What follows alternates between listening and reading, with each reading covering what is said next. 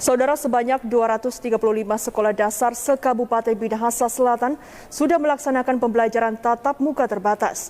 Sementara jenjang SMP dan SMA sederajat pada 140 sekolah di Minahasa Selatan masih dalam tahap simulasi pembelajaran tatap muka. Mudah-mudahan corona ini cepat berlalu, orang semua belajar di sekolah seperti biasa. Jangan lupa pakai masker. Pembelajaran tatap muka terbatas pada jenjang sekolah dasar sederajat di 17 kecamatan se-Kabupaten Minahasa Selatan telah dilaksanakan. Sementara untuk SMP dan SMA sederajat pada 140 sekolah masih dalam tahap simulasi.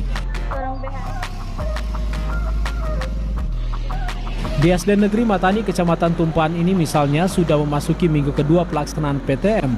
Yanti Panji, salah satu guru di sekolah ini, mengatakan PTM anak didik tetap melaksanakan protokol kesehatan COVID ketat. Jumlah siswa dan jam pelajaran pun masih dibatasi. Kita dari Sekolah SD Negeri Matani sedang melaksanakan KBM tatap muka itu dengan cara tetap menggunakan prokes yang ketat, dan untuk kehadiran siswa per kelompok yaitu 30% jumlah dari keseluruhan siswa yang ada. Jadi perharinya cuma 30% dari jumlah siswa yang ada. Dan untuk tatap muka KBM dilaksanakan paling tinggi 2 jam. Masuk dari jam 8 pagi dan pulang jam 10 pagi. Harapannya Bu bagaimana Bu? Harapan kami insya Allah untuk COVID-19 akan cepat berlalu, supaya kita juga guru-guru dan siswa akan melaksanakan KBM secara normal seperti biasa yang pernah kami lakukan. Sementara itu, sejumlah anak didik sangat antusias mengikuti mata pelajaran dan berharap wabah COVID cepat berlalu agar mereka bisa belajar normal dan bermain dengan teman-teman seperti sebelum wabah. Mudah-mudahan wabah ini cepat berlalu. Orang bisa belajar ulang kembali di sekolah. Dan kepada teman-teman. Kelas 5. Berdasarkan data Satgas COVID-19 di Kabupaten Minahasa Selatan, saat ini Kabupaten Minahasa Selatan masuk dalam zona oranye. Jumlah kasus COVID dan keterisian bor pun terus menurun. Mardi Golindra, TVRI Sulut melaporkan.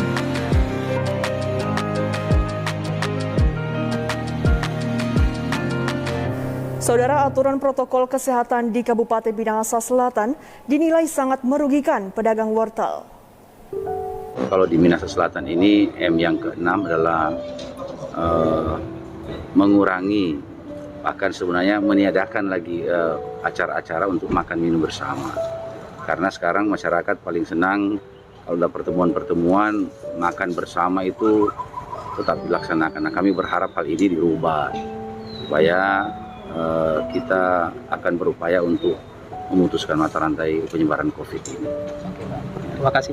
Ya, makasih. Himbau kepada masyarakat, jangan cuma 3M, sekarang sudah protokol kesehatan sudah sampai 6M. Untuk M yang ke-6 itu hindari makan bersama.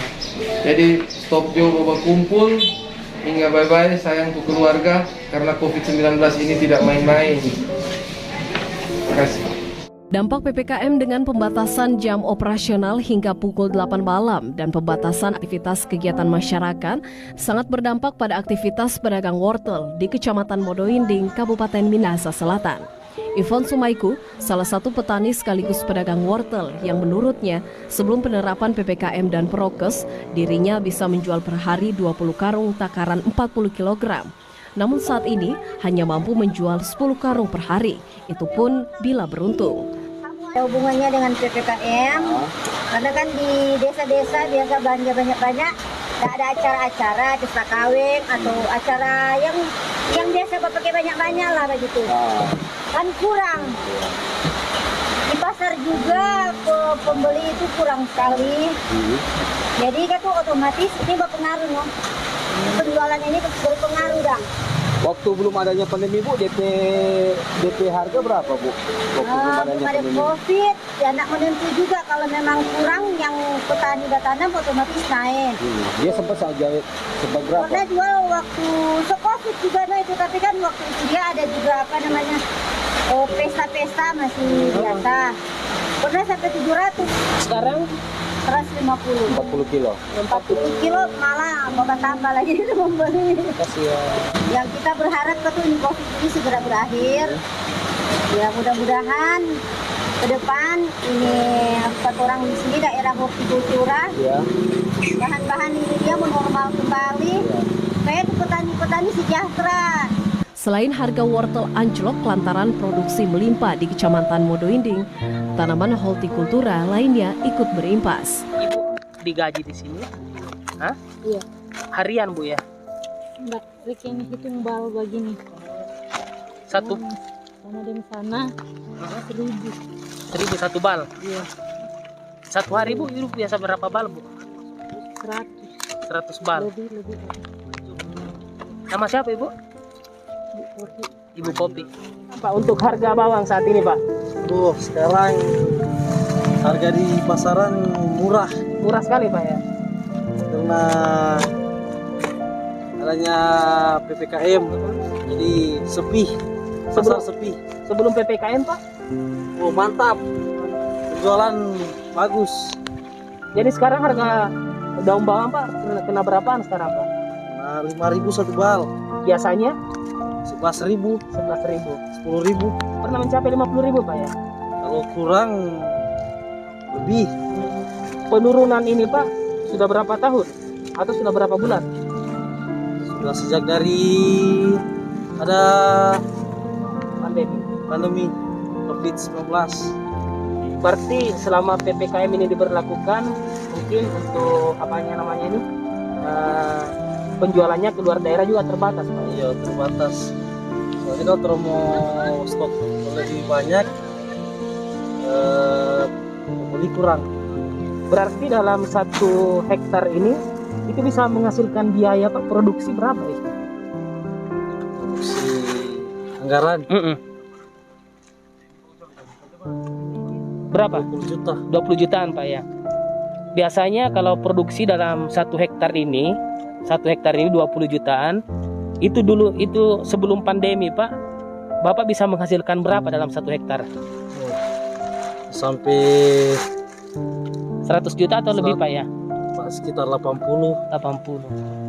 Sekarang Yang paling tinggi itu dia tuh 30. Dulu ya sampai 100 lebih lagi. 100 juta Pak ya. Berarti biaya produksi lebih mahal dibanding dengan untuk penjualan Pak ya saat ini. Iya, seluruh. Cuma aku bahagia ini. Pak, harapan ke pemerintah Pak dengan masa pandemi seperti saat ini, apakah PPKM dilonggarkan atau bagaimana khusus untuk petani bawang ini Pak? Kalau lebih bagus dilonggarkan soalnya kalau besok mau order terbatas. Yang kata orang-orang beli dibatasi. Sedangkan mau masuk supermarket kan mesti ada kartu vaksin. Apa. Kalau dulu kan kalau ada yang belum vaksin jadi takut beli. Nama siapa Pak ya? Abbas. Pak Abbas. Abbas siapa Pak? Abbas Raung. Abbas Raung. Oke, kita sudah mewawancarai beberapa petani bawang yang berada di Sinisir ini. Sinisir Pak ya? Iya. Sinisir ini mereka memerlukan perhatian dari pemerintah dalam hal ini kelonggaran PPKM karena untuk pengiriman atau penjualan barang ke beberapa daerah, yaitu di daerah Provinsi Gorontalo dan Ternate, bahkan penjualannya ini tembus ke Sulawesi Tengah, tepatnya di Morowali dan sekitarnya. Jadi pemerintah minta tolong agar ada perhatian dari para petani yang berada di Minahasa Selatan ini, khususnya di daerah Modoinding. Jadi demikian yang bisa saya laporkan untuk Sulawesi Utara hari ini. Mari Golindra TVRI Sulut melaporkan.